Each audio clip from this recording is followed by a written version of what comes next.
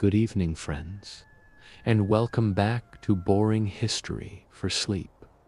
I'm speaking to you tonight from my quiet corner of the world, where it's just past 9 p.m. and the autumn air carries that crisp promise of deeper rest ahead.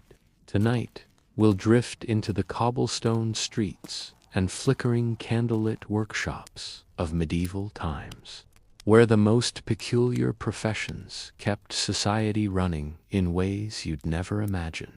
Take a moment now to dim your lights. Perhaps light that favorite candle if you have one nearby. Settle yourself under your softest blanket and let your body sink deeper into whatever comfortable space you've carved out for yourself tonight.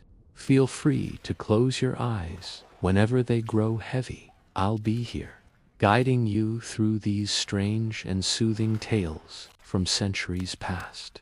If this calm journey through history helps you unwind and drift toward peaceful sleep, perhaps tap that like button and subscribe, but only if it feels right to you at this moment. No pressure at all. Tonight is simply about letting go of the day's tensions and allowing these gentle stories to carry you toward rest. So breathe deeply. And let me tell you about 5 weird medieval jobs you won't believe existed. Occupations so unusual, so necessary, and so perfectly suited to their time that they'll make you grateful for the simplicity of modern work, while perhaps wondering at the ingenuity of our ancestors. Let me tell you about Thomas, who lived in London in the year 1349, and whose job would make even the strongest stomach turn. Thomas was what they called a Gong farmer, though he never farmed anything that grew from the earth. Instead, his harvest came from the darkest, most unpleasant corners of medieval city life: the cesspits, the privies, the accumulated waste of thousands of people living in close quarters without a single flush toilet in sight. Picture this scene with me, if you will. The sun has set over the Thames, casting the city into that peculiar medieval darkness where only torch flames and candle glow pierce the night. Most honest folk are settling into their beds, pulling rough woolen blankets up to their chins, listening to the settling sounds of timber and thatch above their heads. But for Thomas and his fellow Gong farmers, this is when the real work begins. You see, Gong farmers were only permitted to work between 9 in the evening and 5 in the morning. This wasn't cruelty, it was actually a kind of mercy. The sight, the smell, the very reality of what they did was considered so offensive that the authorities decreed it must happen under cover of darkness, when good citizens wouldn't have to witness the essential but unseemly business of waste removal. Thomas pulls on his leather boots, not the finest leather, mind you, but thick enough to keep the worst of the muck from seeping through to his feet. He wraps a cloth around his nose and mouth, though after 20 years in this profession, he's long since stopped smelling much of anything. His cart creaks behind him as he makes his way through the narrow, winding streets, the wooden wheels finding every pothole and cobblestone with a rhythmic bump-thump that becomes almost musical in the quiet night air. The first stop is Master William's house, a prosperous merchant who can afford to have his cesspit cleaned regularly. Thomas knows this pit well. He's been maintaining it for years. The wooden cover comes off with a wet, sucking sound, releasing vapors that would send a modern person running. But Thomas just sighs, the way you might sigh before tackling a particularly tedious task, and begins his work. His tools are simple but effective: a long-handled ladle, much like what you might use for soup, except designed for far less appetizing purposes. A wooden bucket, reinforced with iron bands, and most importantly, a strong back and stronger constitution.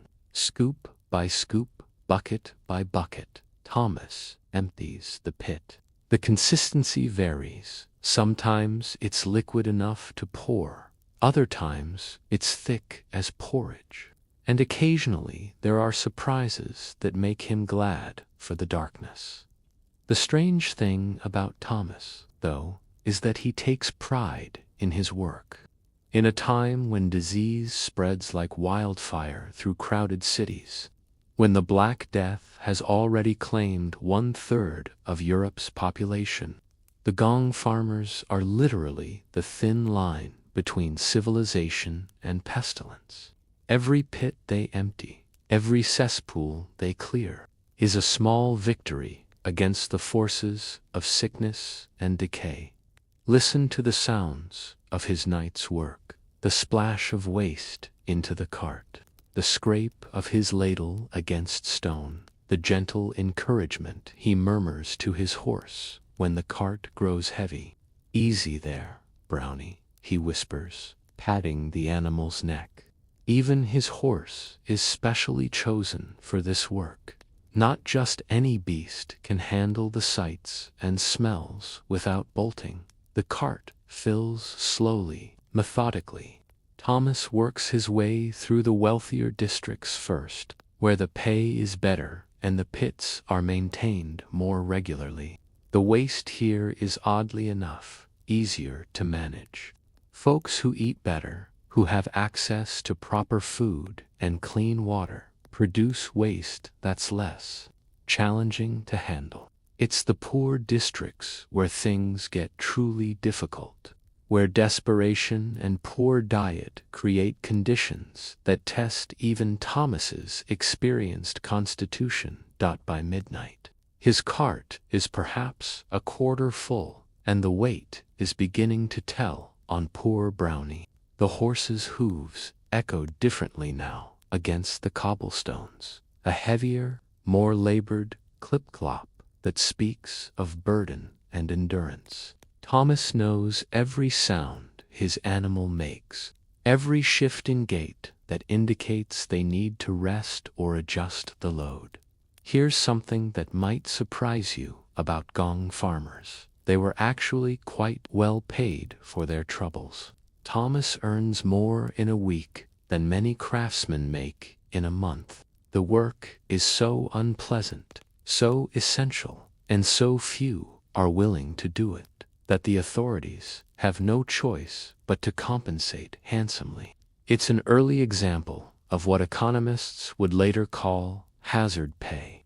Though Thomas has never heard such fancy terms, he also enjoys certain privileges that might seem odd to modern sensibilities. Gong farmers are allowed to live only on the outskirts of town, not as punishment, but as a practical matter. No one wants to live downwind of a Gong farmer's cart or storage areas. But this isolation comes with benefits. Thomas has a larger plot of land than he could ever afford otherwise. Space for a garden, room for his family to spread out, and blessed quiet away from the constant noise of city life. As the night wears on, Thomas's route takes him through areas where the architecture tells the story of medieval life. Here's a carpenter's workshop, with wood shavings still scattered around the doorway, smelling of oak and pine pitch.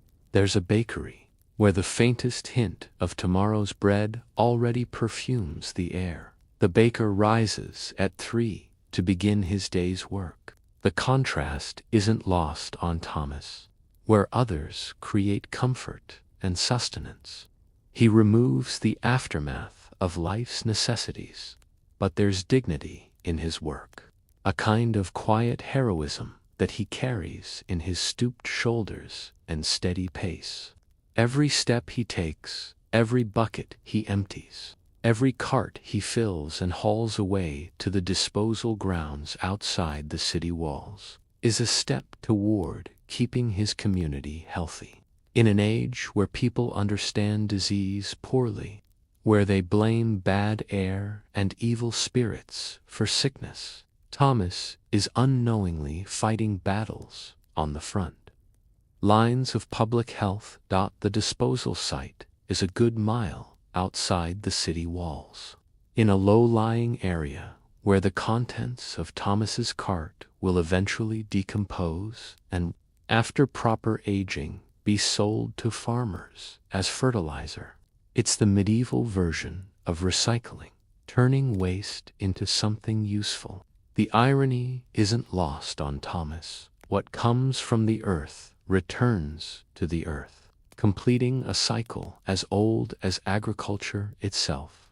Emptying the cart is perhaps the hardest part of the night's work. Everything that went in bucket by bucket must come out the same way. But now it's been sloshing and mixing and fermenting for hours. The smell has intensified, the consistency has changed, and Thomas's back is already aching from the night's labor. But he works steadily, methodically, with the patience of someone who has learned that rushing only makes things worse. The empty cart feels impossibly light as he makes his way back toward the city. Brownie's step picks up noticeably. Horses, it turns out, are quite sensitive to smell, and the animal is as relieved as Thomas to be heading home.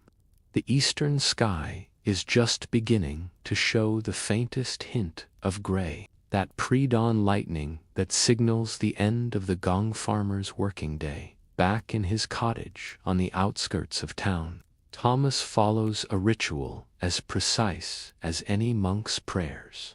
The clothes come off and go into a special washing tub that his wife maintains with strong lye soap and herbs that help cut through the worst of the odors. He scrubs his hands and arms with coarse sand and more soap, working methodically to remove every trace of the night's work. Only then does he sit down to the breakfast his wife has prepared: thick porridge with honey, bread still warm from their own small oven, and ale to wash it all down. This is when Thomas allows himself to think about the strangeness of his profession. He's one of perhaps 50 Gong farmers in all of London, one of a tiny brotherhood of men willing to do what absolutely must be done. They know each other by sight, nod respectfully when they pass on the streets, share tips about difficult pits or unreasonable customers. There's camaraderie in shared hardship, solidarity in mutual understanding. As Thomas settles into his bed, as the sun rises, he can hear the city waking up around him. Church bells ringing for morning prayers, roosters crowing, the clatter of carts beginning the day's commerce. All of this is possible, in part, because of the work he and his colleagues do under cover of darkness. They are the hidden foundation upon which medieval urban life rests. The invisible heroes who keep disease at bay through sheer determination and strong stomachs. And now, as Thomas drifts off to sleep in his clean bed, his work done for another night, let your mind wander with him into that deep, satisfied rest that comes from honest labor completed.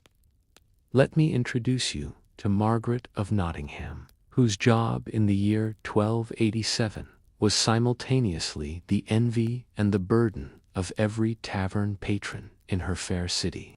Margaret was an ale conner, and her daily work consisted of something that sounds like paradise to modern ears. She was paid to drink beer for a living, but like so many things in medieval life, the reality was far more complex and challenging than it first appears. Picture Margaret on a crisp October morning, her breath visible in the autumn air as she makes her rounds through Nottingham's bustling market district.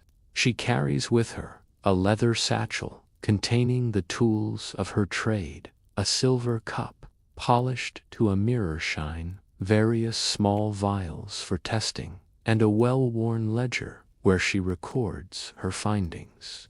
Her dress is practical but respectable, marking her as someone of modest authority in the community. The townspeople she passes offer respectful nods, for Margaret holds the power to make or break a brewer's livelihood. The position of ale conner was no casual appointment. Margaret earned her role through years of training her palate, learning to detect the subtle differences between properly fermented ale and the potentially dangerous swill that unscrupulous brewers might try to pass off as drinkable. In an age where water was often unsafe to drink, ale wasn't just recreation, it was a dietary staple, consumed by everyone from tiny children to elderly grandparents. The ale conner stood as the guardian of public health, the final authority on what was safe to consume. Her first stop this morning is Master Robert's Brewery, an establishment she's been monitoring for nearly a decade. The familiar scents greet her as she approaches the sweet, yeasty aroma of fermenting barley, the wood smoke from the fires that heat the brewing kettles, and that distinctive, slightly sour smell that comes from ales in various stages of production. Robert himself emerges from the brewing house, wiping his hands on a leather apron, his face showing the careful neutrality of a craftsman about to have his work judged. "Good morning, Ale Conner Margaret," he says, with formal politeness, though they've known each other for years. Protocol demands respect for the office, even when the person holding it is someone you've watched grow up in the neighborhood. Margaret returns the greeting with equal formality, then gets down to business. The testing ritual is precise, almost ceremonial. Margaret examines the ale first with her eyes, noting its color and clarity. Good ale should be a rich amber or golden brown, clear enough to see through, but not so thin as to suggest watering down. She holds the cup up to catch the morning light filtering through the brewery's small windows, turning the liquid slowly to check for sediment or unexpected particles. Next comes the scent test. Margaret's nose has been trained over years to detect the subtle variations that indicate proper fermentation. A good ale should smell clean and slightly sweet, with undertones of the grain used in its making. Too sharp an odor might indicate spoilage. Too flat might suggest inadequate fermentation. She inhales deeply, her expression thoughtful as she processes the complex bouquet. Now comes the part that seems enviable, the actual tasting. But this isn't the leisurely sipping of a patron enjoying an evening drink. Margaret takes a measured sip, rolls it around her mouth, paying attention to texture, flavor, and the way it feels on her tongue. She's checking for the proper balance of sweetness and bitterness, ensuring that fermentation has proceeded correctly, detecting any off flavors that might indicate contamination or poor ingredients. The strangest part of her testing might surprise you. Margaret wears leather breeches as part of her official uniform, and one of her traditional tests involves spilling a small amount of ale onto these leather pants and then sitting in it for a specified period. If the ale has been properly made without excess sugar or honey, it won't make the leather sticky. If she stands up and finds herself stuck to the bench, it's evidence that the brewer has been adding unauthorized sweeteners to mask poor quality or to increase profit margins. This morning, Master Robert's ale passed all tests with flying colors. Margaret makes careful notes in her ledger, recording not just her approval, but detailed observations about the brew's characteristics. These records serve multiple purposes. They protect brewers from false accusations, provide a history of quality that can be referenced in disputes, and help Margaret track changes in a brewer's practices over time. But Margaret's job isn't just about approving good ale, it's also about confronting the bad. Her next stop takes her to a newer establishment on the outskirts of the market district, where young Thomas has recently set up shop. The moment she steps into his brewing area, her trained senses pick up warning signals. The smell is off too sweet, with an underlying sourness that suggests something has gone wrong in the fermentation process. That the ale itself confirms her suspicions. It's cloudy where it should be clear, with an oily film on the surface that speaks of contamination. The taste is harsh and bitter, with an aftertaste that lingers unpleasantly on the tongue. This isn't just poor quality, it's potentially dangerous. Ale that has fermented improperly can cause illness. And in an age where medical treatment is limited and often ineffective, such illness can easily turn deadly. Margaret's demeanor changes as she switches from approver to enforcer. Her voice becomes firm, but not unkind, as she explains to young Thomas exactly what's wrong with his product and why she cannot permit him to sell it to the public. She orders the entire batch destroyed, watching as Thomas's face falls with the realization of his financial loss. But she also takes time to explain what went wrong and how he might prevent such problems in future batches. This is perhaps the most challenging aspect of Margaret's work, balancing public safety with compassion for struggling craftsmen. She remembers being young herself, remembers the anxiety of learning a complex trade, the fear of failure that keeps you awake at night. But she also remembers the children who fell ill from contaminated ale 2 winters ago, the elderly woman who died after drinking spoiled beer from a careless brewer. The weight of community health rests on her shoulders. The afternoon brings Margaret to the taverns and public houses where her approved ales are sold. Here her role shifts slightly. She's no longer testing for safety, but monitoring for fraud. Unscrupulous tavern keepers have been known to water down good ale to increase their profits, or to mix approved ales with cheaper, lower-quality batches to stretch their supply. Margaret's trained palate can detect these deceptions, and her authority extends to imposing fines and even closure for repeated offenders. At the Red Dragon Tavern, Margaret settles into a corner booth and orders a cup of Master Robert's ale that she approved just hours earlier. 2 casual observers. She looks like any patron enjoying a drink, but her trained senses are constantly working. The ale tastes exactly as it should, confirming that the tavern keeper is selling his products honestly. She makes a note in her ledger and moves on to the next establishment. The Boar's Head presents a different story.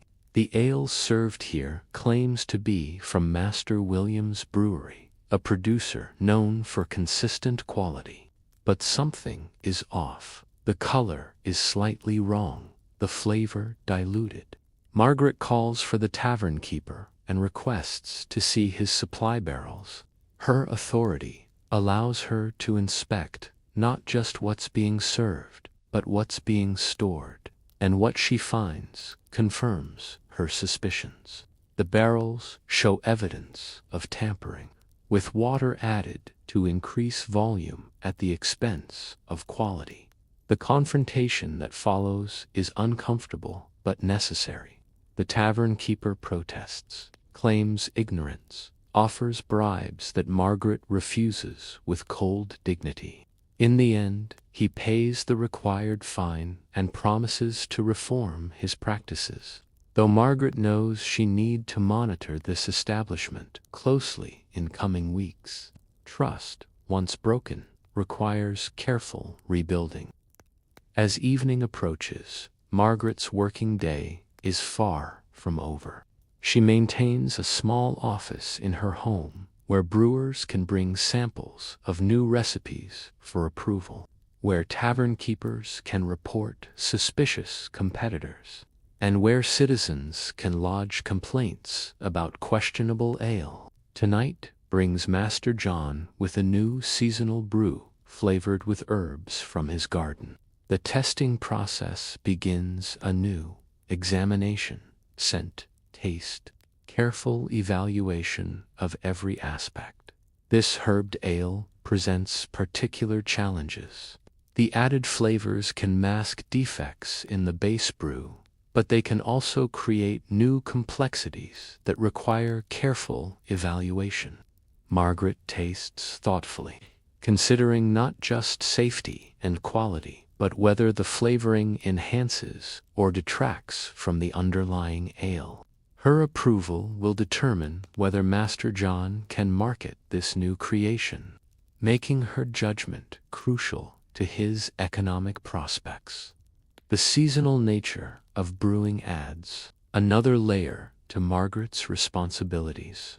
Different times of year present different challenges. Summer heat can cause fermentation problems. Winter cold can slow the process. Spring rains can affect grain quality, and autumn harvests determine the raw materials available for the coming year. Margaret must understand all these variables, adapting her standards and expectations to seasonal realities while never compromising on safety. Her ledger, by day's end, contains a comprehensive record of Nottingham's ale production and distribution. Each entry tells a story: Master Robert's continued excellence, young Thomas's learning process, the Red Dragon's reliability, the Boar's Head's troubles. Taken together, these records form a detailed picture of the community's brewing industry, invaluable for tracking trends, identifying problems, and ensuring consistent quality. But perhaps the most important aspect of Margaret's work isn't captured in any ledger. It's the peace of mind she provides to ordinary citizens. When a mother sends her child to buy ale for the family's evening meal, she trusts that Margaret has ensured its safety. When a laborer stops at a tavern after a hard day's work, he drinks with confidence that what he's consuming won't harm him. This trust, built sip by careful sip, day after day, year after year, is Margaret's true legacy. As Margaret finally settles into her own home for the evening, perhaps enjoying a cup of approved ale by her own fireside, she reflects on the strange nature of her profession. She's tasted more ale in a day than most people consume in a week. Yet she remains sober and alert, her palate sharp, her judgment clear. It's a skill that requires not just natural ability, but constant practice and unwavering discipline. The candle burns low as Margaret updates her records one final time, preparing for tomorrow's rounds. Somewhere in the city, brewers are tending their fermenting ales. Tavern keepers are serving their final customers of the evening, and families are gathering around tables where approved ale accompanies their simple meals. All of them, in their own way, depend on the careful work of the ale conner, the guardian of quality and safety in a thirsty world, and with that gentle image of community, trust, and careful craftsmanship. Let your mind drift toward that same peaceful rest that comes to those who know their work serves a greater good. In the mist-shrouded valleys of Wales, in the year 1452, there lived a man whose very existence was both desperately needed and deeply feared. His name was Goddoc, and he bore the loneliest profession in all of Christendom. He was a sin-eater, the last guardian between the dying and their eternal judgment. Tonight, let me tell you his story, as gentle fog rolls through the valley and candlelight flickers in cottage windows, creating shadows that dance like memories on ancient stone walls. Goddoc lived in a cottage set apart from the village, not by choice but by necessity. His dwelling sat at the edge of the forest, where the cultivated fields gave way to wild oak and ash trees, where the domesticated world met the realm of ancient mysteries. The villagers had built his home there deliberately, close enough to call upon when needed, far enough away to maintain the comfortable fiction that his work didn't touch their daily lives. The cottage itself was simple but comfortable, stone walls thick enough to keep out winter's bite, a hearth large enough to warm the single room that served as kitchen parlor and bedroom all in one. This particular October evening finds Goddoc tending his small garden by the last light of day, harvesting the final cabbages and turnips before the first frost. His hands, gnarled from years of hard living, work gently among the plants, treating each vegetable with the care of someone who understands the value of sustenance. The routine of gardening brings him peace, the orderly rows, the predictable cycles of planting and harvest, the honest relationship between effort and reward. It's so different from his other work, where the rules are ancient and mysterious, where success is measured not in bushels but in souls. The sound that interrupts his evening labor is one he knows well, the rapid approach of footsteps on the forest path, accompanied by the labored breathing of someone who has been running. Even before the figure emerges from the gathering dusk, Goddoc knows what this means. Death has come to someone in the village, and his services are required. He sets down his harvesting basket with resignation and turns to face young Owen, the blacksmith's apprentice, whose face is flushed with exertion and anxiety. Sign-eater Goddoc, Owen gasps, still catching his breath. You must come quickly. Old Martha, the weaver. She's failing fast, and her family. They beg you to come.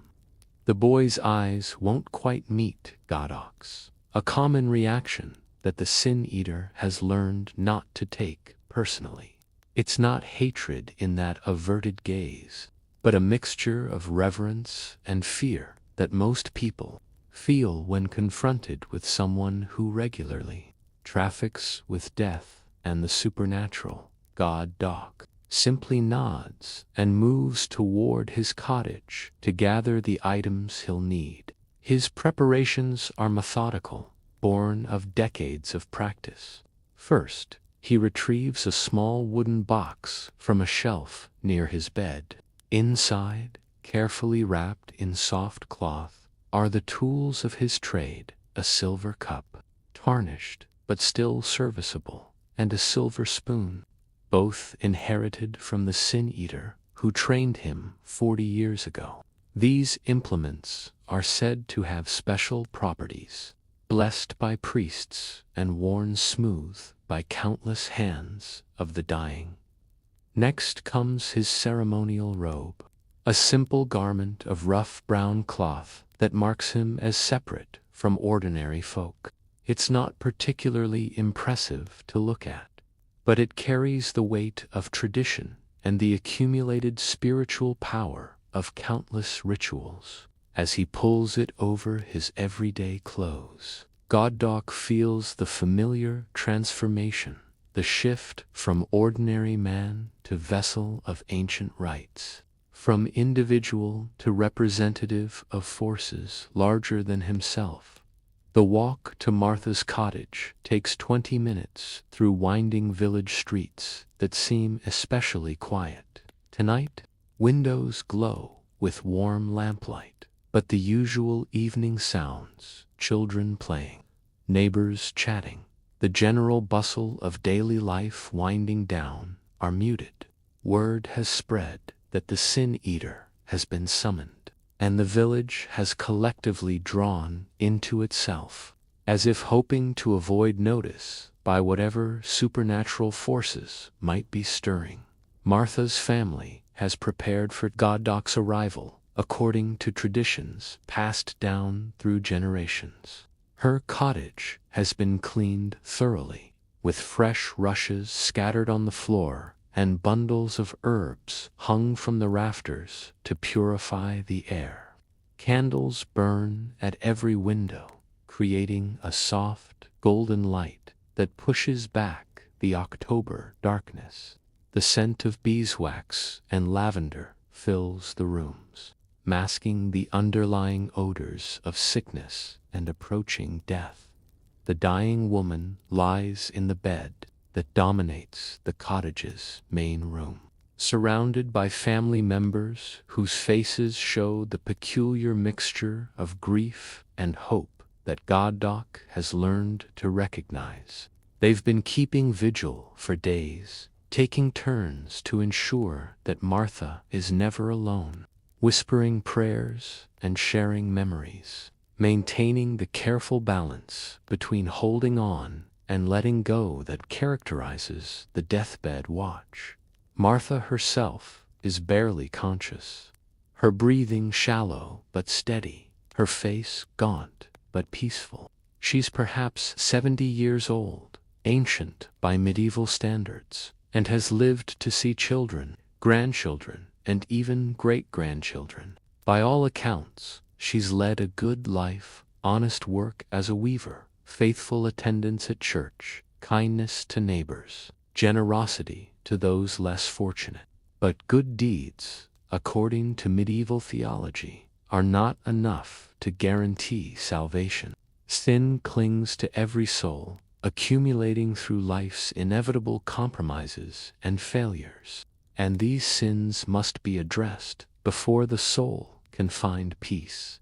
This is where Goddoc's unique profession becomes essential. As Martha hovers between life and death, her family has called upon him to perform the ancient ritual of sin, eating a ceremony that will symbolically transfer her accumulated sins to himself, leaving her soul clean and ready for heaven. It's a transaction that will cost Goddoc dearly in terms of his own spiritual burden, but it will provide Martha's family with the comfort of knowing they've done everything possible to ensure her eternal happiness. The ritual begins with Goddoc arranging specific foods on a wooden board placed directly on Martha's chest. The selection isn't random. Each item carries symbolic meaning developed over centuries of tradition. Bread represents the staff of life, the basic sustenance that connects all humanity. Salt symbolizes preservation and purification, the element that keeps corruption at bay. Ale serves as both comfort and offering, the drink that brings communities together in celebration and sorrow alike. As Goddoc arranges these items with careful precision, Martha's family gathers around the bed in a circle.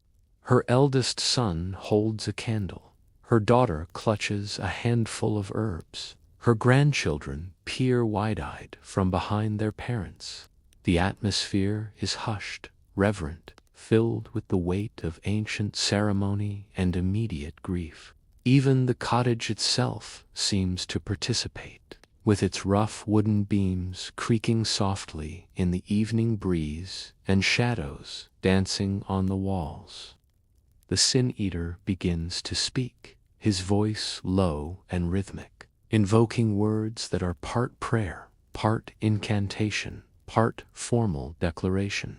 I take upon myself the sins of Martha the weaver. He intones that her soul may be cleansed and her path to heaven made clear. Let her transgressions become mine, her burdens rest upon my shoulders, her slate be wiped clean by this sacred act. The words have been spoken countless times by countless sin-eaters, creating a chain of ritual that stretches back to the mists of Celtic antiquity. Now comes the central act of the ceremony. God Doc picks up the piece of bread, tears off a portion, and dips it in the ale before placing it in his mouth. The taste is simple, unremarkable, just bread and drink, but the symbolic weight. With each bite, he is believed to be consuming not just food, but sin itself, drawing into his own soul the spiritual pollution that would otherwise prevent Martha from achieving salvation. The process continues methodically. Bread soaked in ale, a pinch of salt dissolved on his tongue. More bread, more ale, until all the ritual foods have been consumed. Throughout this process, God Doc maintains the slow, deliberate pace that tradition demands. This isn't mere eating, but a sacred consumption, each bite carefully considered, each swallow a conscious acceptance of spiritual burden. Martha's breathing changes during the ritual, becoming deeper and more peaceful. Whether this is coincidence, the natural progression of dying, or evidence of the sin-eater's supernatural effectiveness, her family chooses to interpret it as confirmation that the ceremony is working. Relief becomes visible on their faces, the tight lines of worry relaxing slightly as they witness what they believe to be their loved one's spiritual cleansing. But the ritual has a price for God Doc that goes far beyond the simple payment he'll receive. According to the beliefs that govern his profession, he has just taken on genuine spiritual contamination. Martha's lies, her moments of selfishness, her failures of charity, her small cruelties and large fears, all of these now rest upon his soul. He carries not just his own sins, but those of every person for whom he's performed this service, an accumulating burden that grows heavier with each ritual. This is why sin-eaters live apart from their communities, why they're treated with a mixture of reverence and fear, why their profession is both essential and cursed. They sacrifice their own spiritual well-being for the peace of mind of others, accepting damnation so that the dying can find salvation. It's a trade that few would willingly make, which explains why the profession often passes from desperate father to equally desperate son, or why some sin-eaters are recruited from among those who believe they have nothing left to lose. As the ceremony concludes, Martha's family begins the process of paying God Doc for his services. The payment is traditional: a few coins, some food for his larder, perhaps a piece of cloth or a tool for his cottage. But the real transaction has already taken place. Martha's sins have been transferred, her family's fears have been relieved, and God Doc's burden has grown heavier. The walk back to his cottage is always the hardest part of God Doc's work. The ritual is complete, the community service has been provided, but now he must return to his solitary existence, carrying the additional weight of another person's spiritual failures. The forest path seems longer in the darkness, the familiar landmarks more distant, his cottage more isolated than ever. But there's also a strange kind of satisfaction in his work. a knowledge that he has provided something essential that no one else could offer. In a world where death is common and salvation uncertain, the Sin-Eater provides a service that brings genuine comfort to grieving families. The theological validity of the ritual might be questionable, but its psychological effectiveness is undeniable. Families who employ a Sin-Eater sleep better, grieve more peacefully, and face their own mortality with less fear.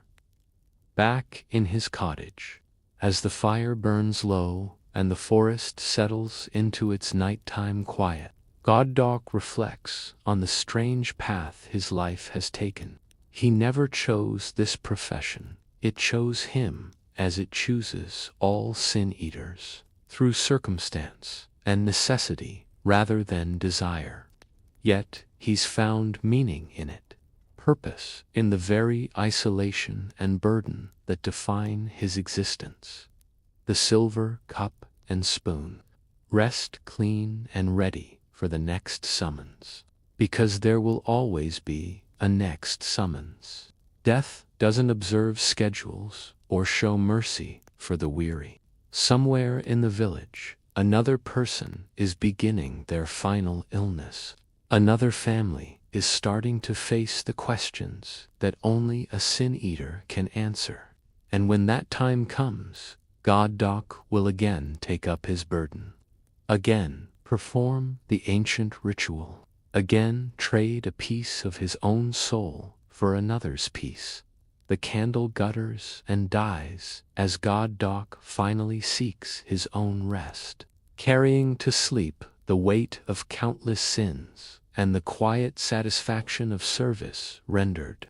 In the darkness of his cottage, surrounded by the vast darkness of the forest, he finds the same peace that comes to all who know their work, however strange, serves a purpose larger than themselves. And in that peaceful darkness, let your own rest begin to deepen. In the gilded corridors of Windsor Castle, in the year 1511, there lived a boy whose daily existence was shaped by someone else's misbehavior. His name was Edmund. He was 12 years old, and he held the most peculiar position in all the royal household. He was whipping boy to Prince Henry, later to become King Henry VIII. Tonight, as torchlight flickers along stone passages and the autumn wind whistles through tower windows, let me tell you the strange tale of a friendship forged in shared learning and one-sided punishment. Edmund's day begins before dawn, as it has every day for the past 3 years since he was selected for this unique role. The castle is still largely asleep, with only the night guards and kitchen servants stirring in the pre-dawn darkness. In his small chamber, adjacent to the prince's apartments, Edmund performs his morning ablutions by candlelight, washing with cold water from a ceramic basin and dressing in clothes that mark his peculiar status, fine enough to indicate his importance to the royal household, plain enough to remind everyone that he is, ultimately, a servant. The selection process that brought Edmund to this position was both careful and cruel. Royal tutors and courtiers spent months evaluating boys from noble but impoverished families, looking for specific qualities that would make them suitable companions for the future king. They needed someone intelligent enough to keep up with the prince's education, resilient enough to withstand regular beatings, and socially malleable enough to accept their unusual fate without rebellion or resentment. A minor knight who had fallen on hard times saw the appointment as both an honor and a tragedy. Honor, because it meant his son would receive the finest education available in all of England, learning alongside the future king from the realm's most accomplished scholars.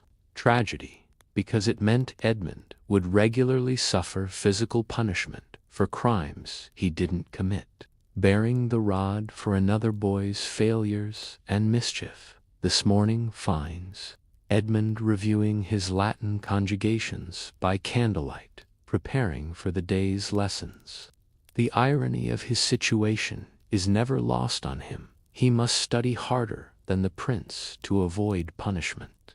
Yet when punishment comes, it comes to him regardless of his own performance. His only protection lies in being so thoroughly prepared that he can help Prince Henry avoid the mistakes that would trigger a beating for them both. The prince's apartments are magnificent, even by royal standards, with tapestry walls depicting scenes of hunting and warfare, a fireplace large enough to roast an entire deer, and windows that offer sweeping views of the Thames Valley. This is where Edmund spends most of his waking hours, sharing lessons that few commoners could ever imagine accessing. Mathematics from Italian scholars, rhetoric from Oxford masters, history from learned priests, languages from travelers who've walked the courts of Europe. Prince Henry himself is a complex companion for Edmund's strange journey. At 12, he already shows the intelligence, charisma, and terrible temper that will define his adult reign. He's physically imposing for his age, athletic and strong, with the kind of natural confidence that comes from never doubting one's own importance. Yet he's also capable of genuine affection, particularly toward Edmund, whose loyalty and sacrifice he both values and takes completely for granted. The relationship between the boys is unlike anything that exists in the modern world. They're companions, but not equals. Friends, but with the understanding that one will someday rule kingdoms, while the other will, at best, serve faithfully in some minor capacity. They share secrets, compete in games, argue about lessons, and laugh at private jokes, yet always with the knowledge that Edmund's body bears the cost of Henry's failures. This particular morning brings them to their rhetoric lesson with Master Thomas, a scholarly man who demands perfect recitation of classical texts. The subject is Cicero's orations, complex Latin passages that require not just memorization but understanding of nuance and context. Henry has been struggling with a particularly difficult section, his attention wandering to the autumn hunting season rather than focusing on ancient Roman politics. Edmund watches nervously as Henry stumbles through his recitation, missing key phrases and mangling the pronunciation of important terms. Master Thomas's face grows increasingly stern, his patience visibly wearing thin as the prince demonstrates his lack of preparation. The lesson that should showcase royal education instead reveals a young man more interested in physical pursuits than intellectual achievement. When Henry finally admits defeat, unable to complete even half the assigned passage, Master Thomas delivers the judgment that Edmund has been dreading all morning. Your Highness has clearly not devoted appropriate attention to his studies. The fault must be corrected. These formal words are code, understood by everyone in the room. The prince cannot be beaten. Royal blood is too sacred, too subject to physical punishment. But someone must bear the consequence of his failure. Edmund steps forward without being asked, having learned over 3 years exactly how these moments unfold.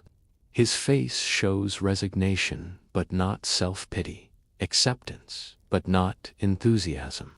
This is simply the reality of his existence, as predictable as sunrise and as unavoidable as winter. He removes his doublet with practiced efficiency, baring his back for the switching that Master Thomas will administer with measured strokes.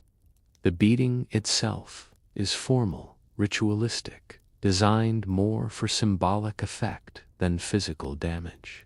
Master Thomas wields the rod with careful precision, delivering exactly 12 strokes across Edmund's shoulders and back. Each strike stings sharply, but isn't intended to cause lasting injury. Edmund must be ready for tomorrow's lessons. After all, the true pain isn't physical, but emotional. The humiliation of punishment for another's failure. The injustice of suffering for crimes uncommitted. Throughout the beating, Prince Henry watches with an expression that Edmund has learned to read over the years.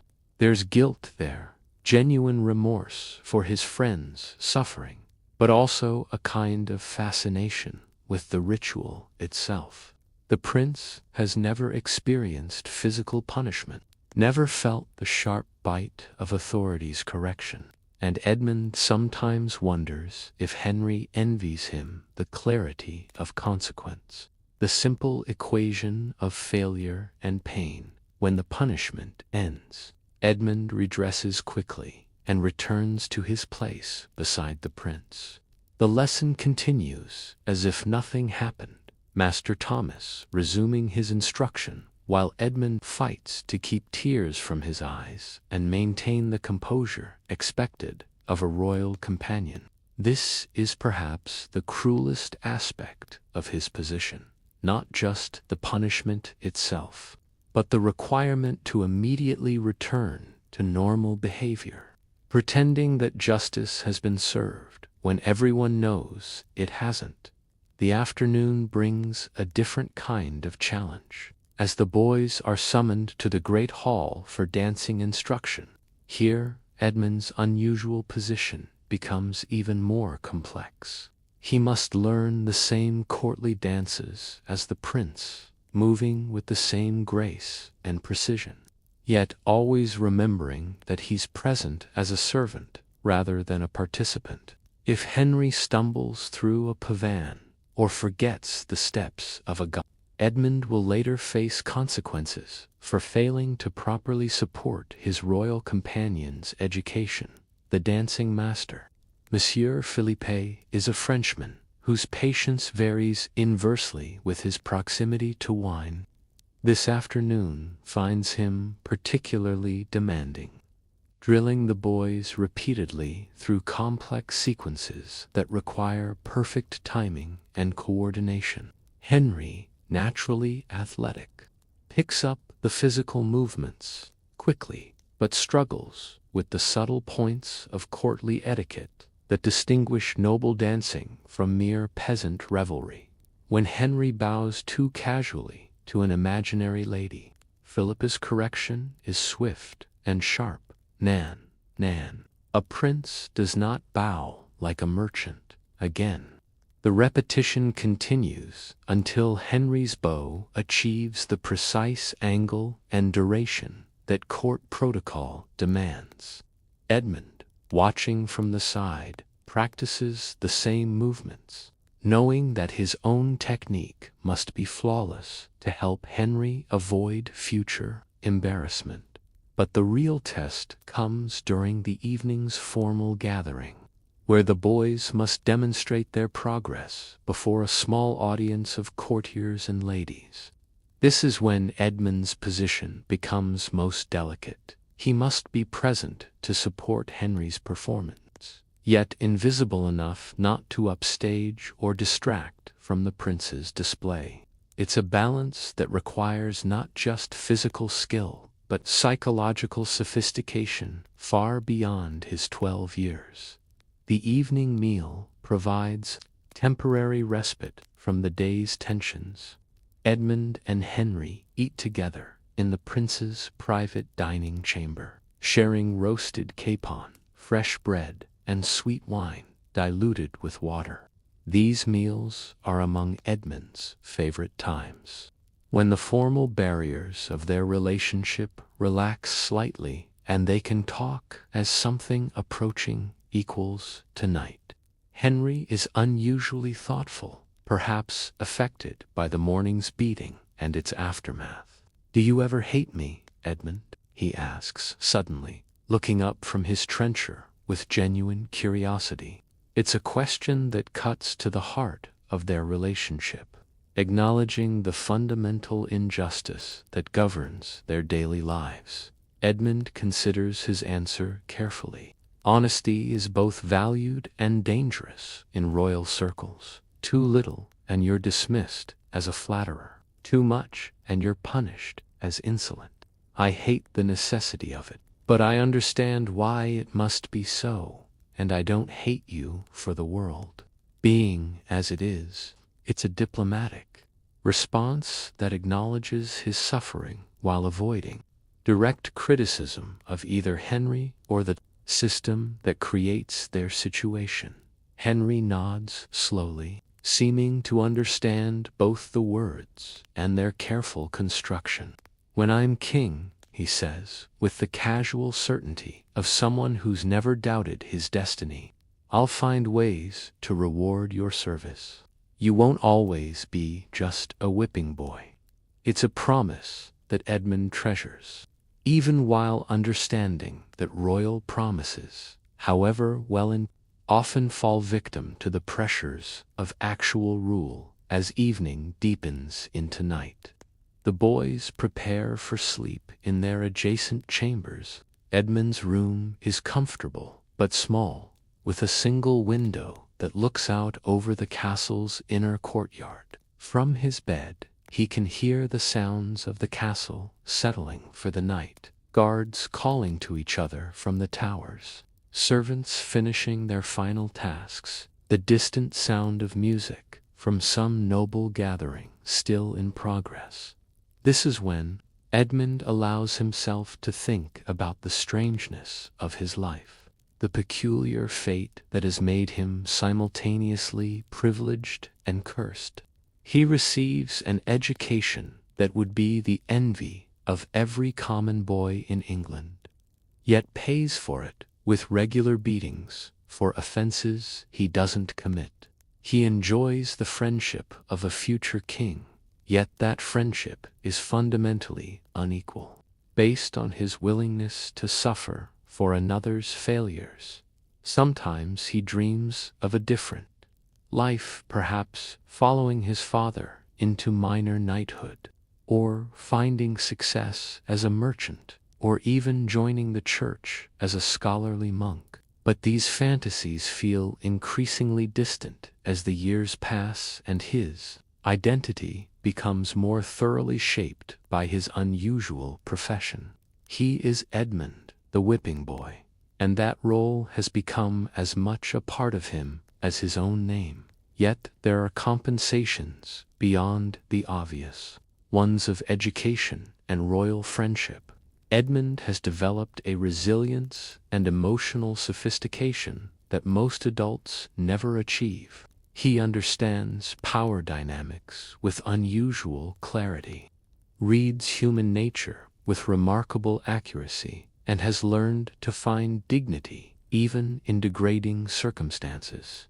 These are lessons that no tutor could teach, skills that will serve him well regardless of what path his adult life takes. The castle bells toll midnight as Edmund finally drifts toward sleep, his back still tender from the morning's switching, but his mind already preparing for tomorrow's challenges. Somewhere in the adjacent chamber, Prince Henry sleeps the untroubled sleep of someone who has never doubted his own worth or questioned his place in the world. The contrast isn't lost on Edmund, who has learned to find peace despite uncertainty, dignity despite degradation, and purpose despite injustice in the darkness of his small chamber, listening to the eternal sounds of wind and stone that define castle life. Edmund finds the same rest that comes to all who have learned to carry burdens larger than themselves with grace and quiet courage, and with that image of resilience found in the most unlikely circumstances, let your own rest deepen. In the narrow, winding streets of 14th century London, where the Thames carries both commerce and waste past crowded tenements and bustling markets, there worked a woman whose daily battle against an invisible enemy made her one of the city's most essential and least celebrated heroes. Her name was Beatrice, and she was a rat catcher, a profession that in the year 1348 had become literally a matter of life and death for every soul in England. Beatrice's day begins in the hour before dawn, when the city is at its quietest and her quarry is most active. From her small room above a chandler's shop in Cheapside, she can hear the familiar sounds that guide her work, the scrabbling of tiny claws on wooden floors, the squeaking communications of rodent families, and the subtle gnawing sounds that indicate where the rats are concentrating their destructive efforts. These sounds, nearly inaudible to most people, are like a map to Beatrice's trained ears, telling her exactly where she needs to focus her efforts. Her tools are laid out with the precision of a surgeon's instruments, each one specialized for different aspects of her war against London's rodent population. There are traps of various sizes and designs, simple snap devices for quick kills, elaborate contraptions that can capture multiple rats alive, and clever funnel designs that allow rats to enter but never escape. She carries different types of bait based on the season and the specific behaviors she's observed. Grain in autumn when the rats are preparing for winter, dried meat in spring when they're raising young, and carefully prepared poison mixtures that she's learned to blend through years of dangerous experimentation. Most importantly, Beatrice never works alone. Her constant companions are 3 terriers, Pepper, Mustard, and Ginger, each one bred and trained specifically for rat hunting. These aren't pets in any conventional sense, but working partners whose lives are as dedicated to rodent control as her own. Pepper is the smallest and quickest, able to pursue rats into spaces barely larger than her own body. Mustard has the strongest jaws and most aggressive temperament, perfect for dealing with the largest and most dangerous rats. Ginger combines intelligence with stamina, able to work 4 hours without tiring and smart enough to anticipate where fleeing rats will run.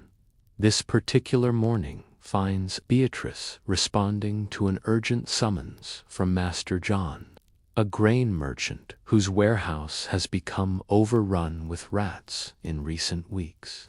The problem isn't just the immediate loss of expensive grain, though that's serious enough, but the fear that the rats might be carrying something far more dangerous than hunger. The Black Death has begun its terrible sweep across Europe, and everyone in London knows that rats and their fleas are somehow connected to the spreading plague. The warehouse, when Beatrice arrives, presents a scene of devastation that would horrify anyone less experienced in the ways of rodent infestation. Grain sacks have been gnawed open, their contents scattered and contaminated with droppings. Wooden storage boxes show the characteristic teeth marks of persistent rat attacks. Most telling of all, the floor is covered with the tiny tracks and tail marks that indicate a large, well-established rat colony has made this warehouse its permanent home. Beatrice's inspection reveals the scope of the challenge. This isn't a simple case of a few rats that have wandered in seeking food. This is a full-scale invasion.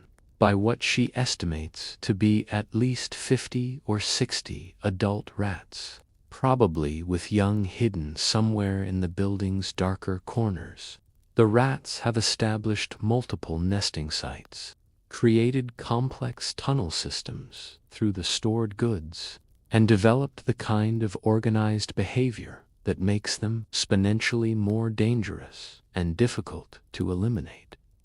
Master John hovers anxiously as Beatrice conducts her survey, his face showing the peculiar mixture of hope and desperation that she's learned to recognize in her clients.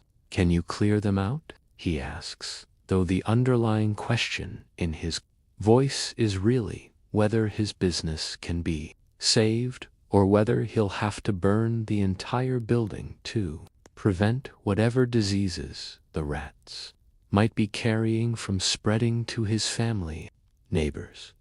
Beatrice's answer is characteristically practical. "I can clear them out," she says, already beginning to formulate her battle plan. "But it will take time, and you'll need to follow my instructions exactly. Half measures don't work with an infestation this size." Her tone carries the authority of someone who has seen what happens when people try to economize on rat control. Usually, they end up paying much more in the long run, assuming they survive the diseases that improperly managed rodent problems can spread. The first phase of her campaign involves establishing a perimeter. Beatrice systematically blocks every entrance and exit she can find, except for a few carefully chosen points where she forces the rats to travel. By controlling their movement, she can channel them toward her traps and away from areas where they might establish new nesting sites. This work requires not just knowledge of rat behavior, but an understanding of building construction.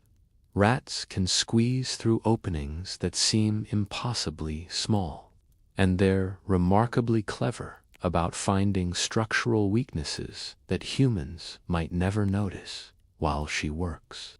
Beatrice shares some of the knowledge that makes her so effective at her unusual profession. "Rats," she explains to Master John, "are far more intelligent than most people realize. They have complex social structures, with dominant individuals who lead the colony and subordinate rats who follow established hierarchies. They communicate through scents and sounds that carry detailed information about food sources, dangers, and territorial boundaries. Most importantly for her work, they're extremely suspicious of changes in their environment, which means that traps and baits must be introduced gradually to avoid triggering their natural caution.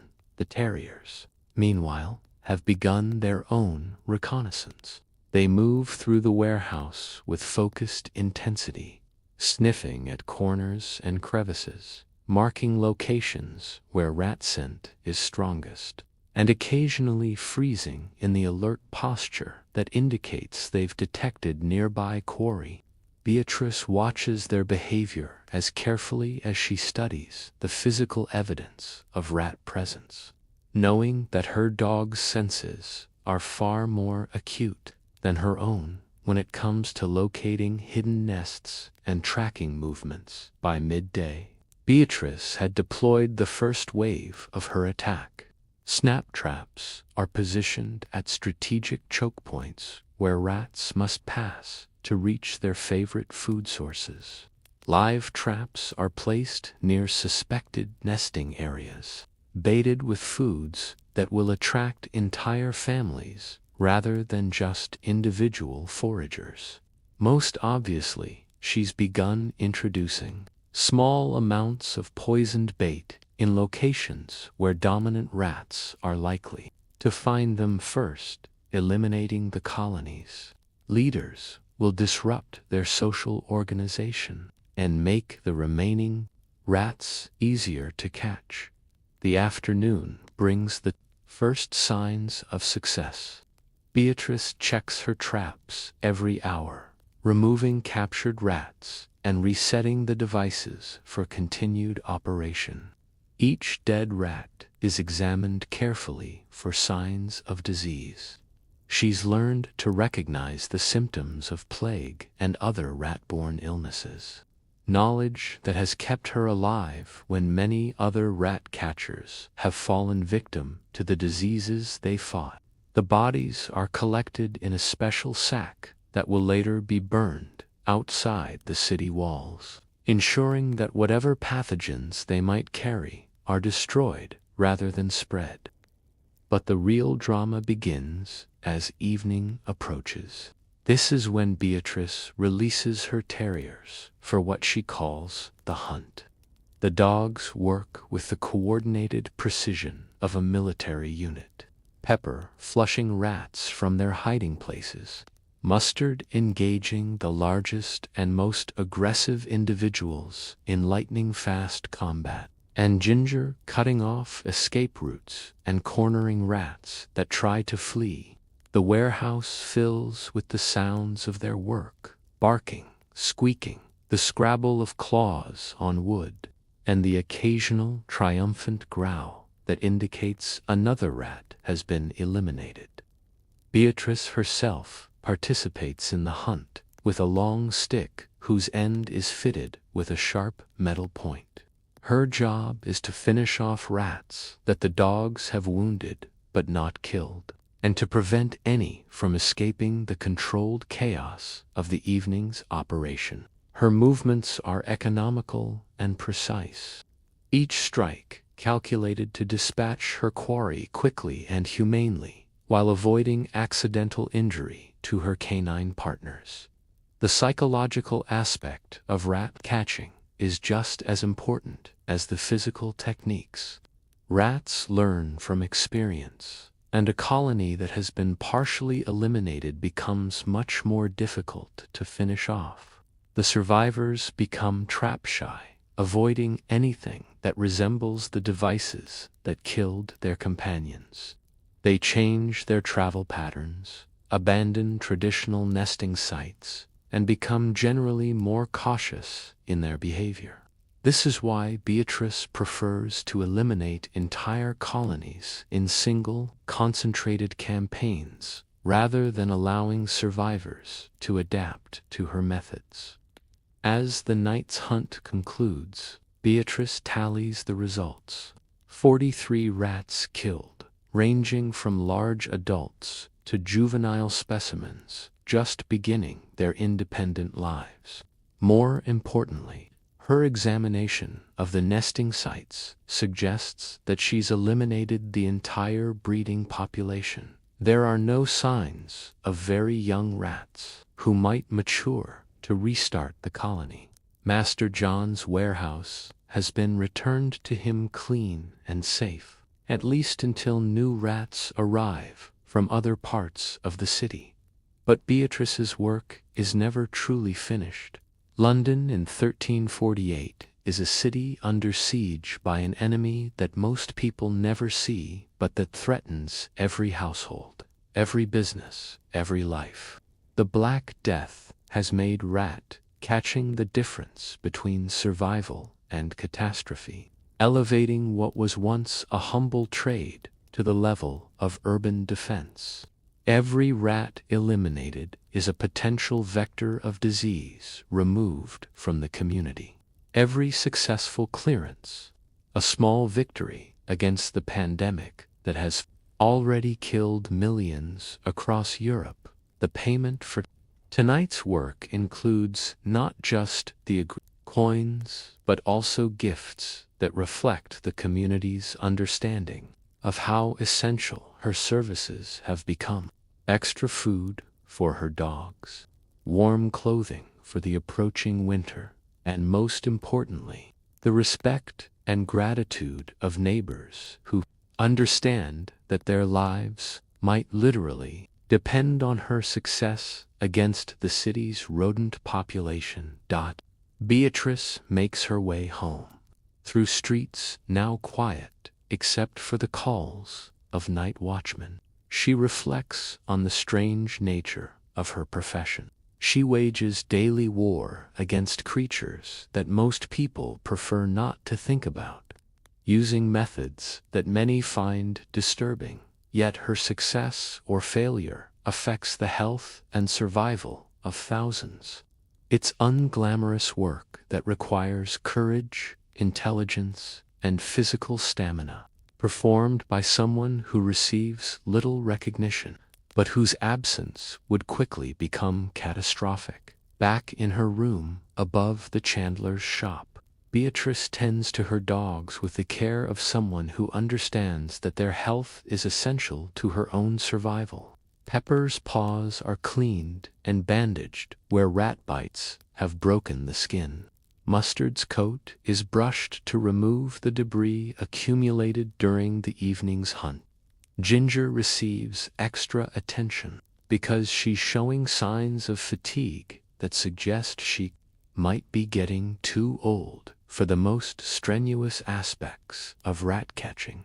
The tools are cleaned and organized for tomorrow's challenges, because there will always be tomorrow's challenges. Somewhere in London, rats are discovering new sources of food, establishing new colonies, and potentially carrying new diseases that threaten the city's survival. When morning comes, Beatrice will again take up her unusual profession, fighting a battle that never ends against an enemy that most people prefer to ignore, protecting a community that depends on her success more than they'll ever fully realize. In the quiet darkness of her small room, with her faithful dogs sleeping nearby and her tools ready for another day's work, Beatrice finds the peace that comes to those who know their labor serves a purpose larger than themselves, however unglamorous that purpose might appear to others. And with that image of dedication in the face of endless challenge, let your own rest continue to deepen. In the bustling cloth-making district of Bruges, where the sound of looms mingles with the calls of merchants, and the air carries the scent of dyes and wool, there worked a man whose profession would seem both familiar and utterly alien to modern sensibilities. His name was Willem, and he was a fuller, a craftsman whose daily work involved transforming rough, newly woven cloth into the fine, sturdy fabric that clothed everyone from peasants to princes, using methods that would astonish anyone not intimately familiar with medieval textile production. Willem's day begins before sunrise, as it must for anyone in his trade. The fulling process requires daylight for proper quality control, but the preparatory work can be done in the pre-dawn darkness by the light of oil lamps and the glow from carefully maintained fires. His workshop, built beside one of the many canals that bring both water power and transportation to Bruges, already hums with quiet activity as his apprentices prepare the day's materials and tend the equipment that makes their work possible. The workshop itself is a marvel of medieval engineering, designed specifically for the unique requirements of fulling cloth. Water from the canal powers a series of wooden hammers that will pound the cloth throughout the day, their rhythmic beating as constant as a heartbeat. Stone troughs lined with lead hold the various solutions in which the cloth will be processed. Overhead, a complex system of pulleys and ropes allows heavy, waterlogged fabric to be moved efficiently from station to station. The entire space is organized around the flow of cloth through its transformation from rough weaving to finished textile. This morning brings Willem a particularly challenging commission, a bolt of fine wool cloth destined to become robes for the cathedral's new bishop. The cloth has been woven by Master Peter, whose family has produced some of Bruges' finest textiles for 3 generations. But even the best weaving produces fabric that is loose, scratchy, and unsuitable for wear until it has been properly filled. Willem's task is to transform this raw material into cloth that is dense, smooth, and worthy of ecclesiastical magnificence. The first step in the fulling process might shock modern sensibilities, but it was essential technology in an age before chemical soaps and detergents. Willem and his apprentices carefully urinate into large ceramic vessels, then allow this liquid to age for several days until it develops the ammonia content necessary for their work. This aged urine, combined with clay known as fuller's earth and various plant-based additives, creates a cleaning and thickening solution that can remove the oils and impurities from newly woven wool while simultaneously causing the fibers to mat together into a denser, more durable fabric. The process begins with Willem examining every inch of the cloth, checking for flaws in the weaving that might affect the fulling process. A dropped stitch here, an uneven thread there, irregularities in the tension. All of these details must be noted and, where possible, corrected before the cloth enters the fulling solutions.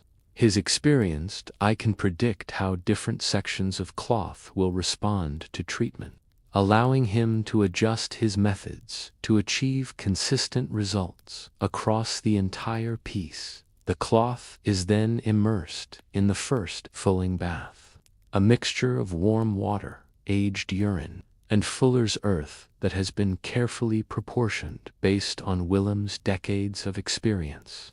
The exact ratios depend on the type of wool, the tightness of the weave, the intended final use of the cloth, and even the weather conditions that day. Too strong a solution will damage the fibers.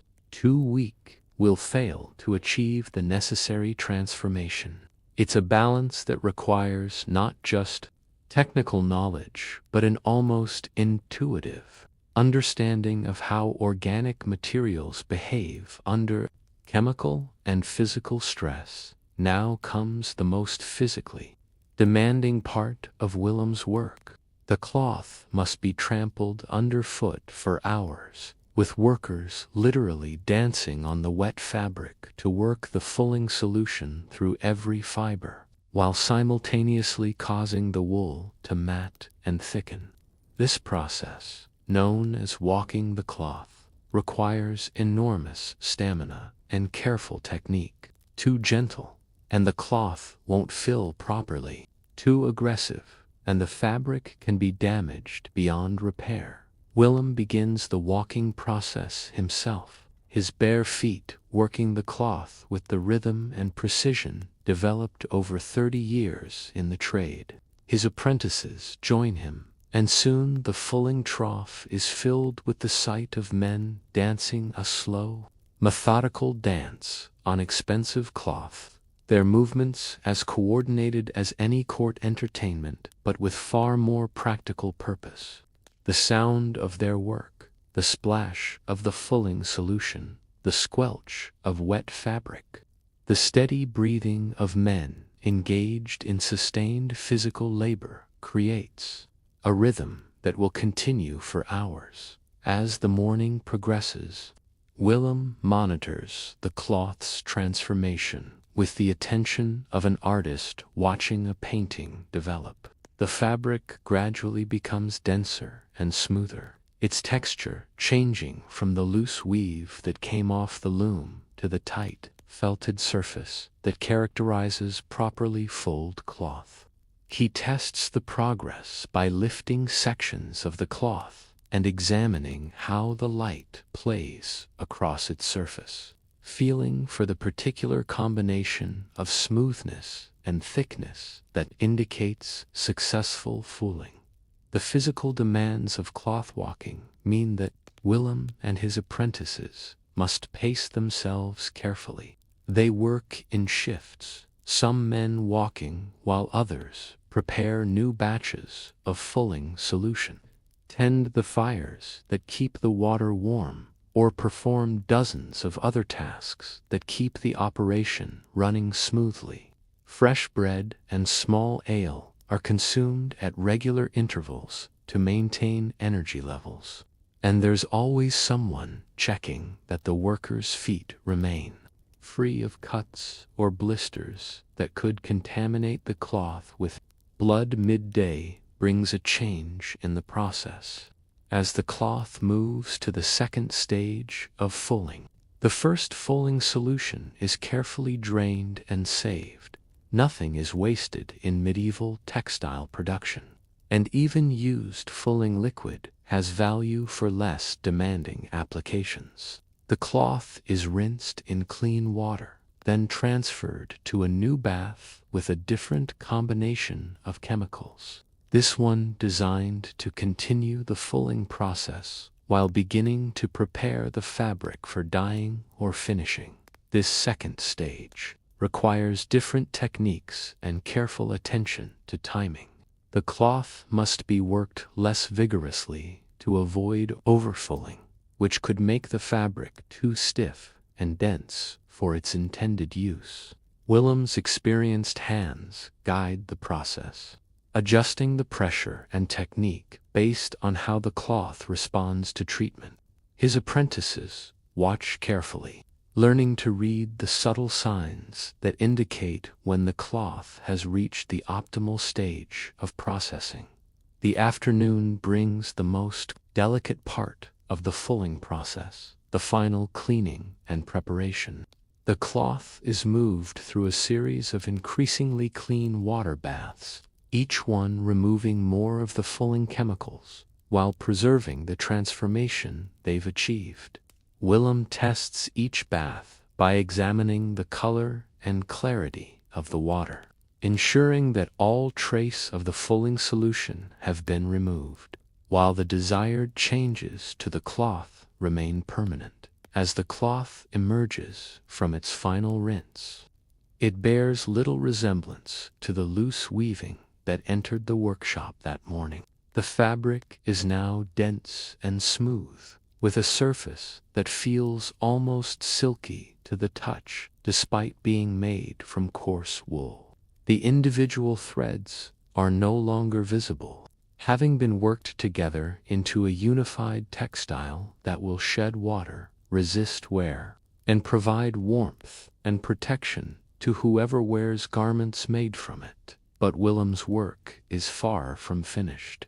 The wet cloth must now be stretched and shaped while it dries, a process that requires special frames and careful attention to ensure that the fabric dries evenly without developing wrinkles or distortions that would affect its final appearance.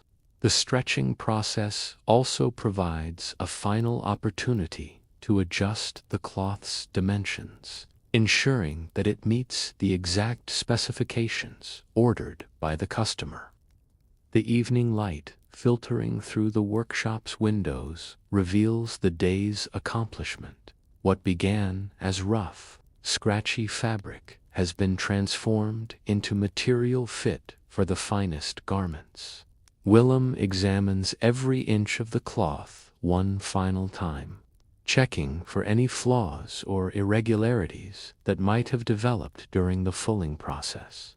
His trained eye can spot problems that would be invisible to anyone less experienced, and his reputation depends on delivering cloth that meets the exacting standards of Bruges' discerning customers. The business side of fulling requires skills that extend far beyond the technical aspects of cloth processing. Willem must understand the economics of textile production, maintaining relationships with weavers who supply raw cloth, dyers who will add color to his finished products, and tailors who will transform the fabric into actual garments. He needs to manage inventory carefully, ensuring that he has adequate supplies of fuller's earth, the proper chemical additives, and the clean water essential to his work. Customer relations demand their own expertise. The bishop's representatives who commissioned today's cloth will expect not just technical excellence, but also adherence to delivery schedules, fair pricing, and the ability to explain and justify the various stages of the fulfilling process. Willem has learned to communicate with customers who may have little understanding of textile production, but very definite ideas about what they want in the finished product.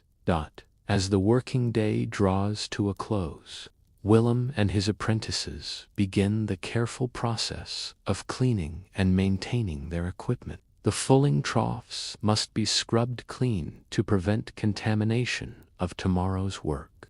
The wooden hammers need oil and adjustment to maintain their precise operation. The complex system of ropes and pulleys requires regular inspection and maintenance to prevent accidents that could damage both cloth and workers. The apprentices who work under Willem's direction represent the future of the fulling trade. They're learning not just the technical skills of cloth processing, but also the business knowledge, customer relations, and quality control standards that will allow them to eventually establish their own workshops. Willem remembers his own apprenticeship 30 years ago, the long days of physical labor gradually giving way to understanding and expertise. The satisfaction of mastering a complex trade that few people outside the textile industry ever truly comprehend. Tonight, as Willem sits by his own fireside with a cup of wine and a simple meal prepared by his wife, he can take satisfaction in another day's successful work. The bishop's cloth dries on its stretching frame, ready for the dyers, who will add the rich colors appropriate to ecclesiastical garments. Tomorrow will bring new challenges, perhaps the coarse wool needed for monastic robes, or the fine fabric destined for a merchant's wedding clothes, or the sturdy material that will protect soldiers from weather and sword cuts. The candles burn low as Willem reviews the day's work and plans tomorrow's schedule. Somewhere in Bruges, people are wearing clothes made from cloth that passed through his workshop, fabric that protects them from cold and wind and rain. Because of the careful work he and craftsmen like him perform every day. It's satisfying work, honest work, essential work that connects him to the fundamental human need for protection and dignity through proper clothing than in the quiet darkness of his comfortable home. Built with the profits of 30 years in the fulling trade, Willem finds the peace that comes to those who have mastered their craft and know that their daily labor serves purposes both practical and profound. The sound of water flowing past his workshop mingles with the distant calls of night watchmen, creating the gentle soundtrack of a medieval city at rest. And with that image of mastery achieved through patient labor and dedication to craft, let your own rest continue to deepen toward the peaceful sleep that awaits. And now, dear friends, as our journey through these strange and wonderful medieval professions draws to a close, let your mind settle into the quiet satisfaction that comes from understanding how our ancestors lived, worked, and found purpose in their daily struggles. Each of these unusual jobs, from Thomas the Gong farmer cleaning London's cesspits to Willem the fuller transforming raw cloth into fine fabric, reminds us that human ingenuity has always found ways to meet society's needs. No matter how challenging or unpleasant those needs might be, these weren't just jobs, but callings that required skill, dedication, and often considerable courage. The sin eater carrying spiritual burdens, the whipping boy accepting punishment for another's failures, the rat catcher fighting disease with determination and terrier companions, the ale corner protecting communities from contaminated drink. Each found dignity and purpose in work that others might consider degrading or impossible. May these stories of resilience, craftsmanship, and quiet heroism guide you into peaceful dreams where the wisdom of ages past mingles with the comfort of modern rest. If you found yourself drifting off during our gentle exploration of medieval life, let me know in the comments below. There's no greater compliment for a storyteller, dedicated to helping you find peaceful sleep. Until we meet again in another corner of history's quieter moments. Sleep well, dream peacefully, and remember that every age has its unsung heroes whose daily work makes civilization possible. Sweet dreams, dear friends.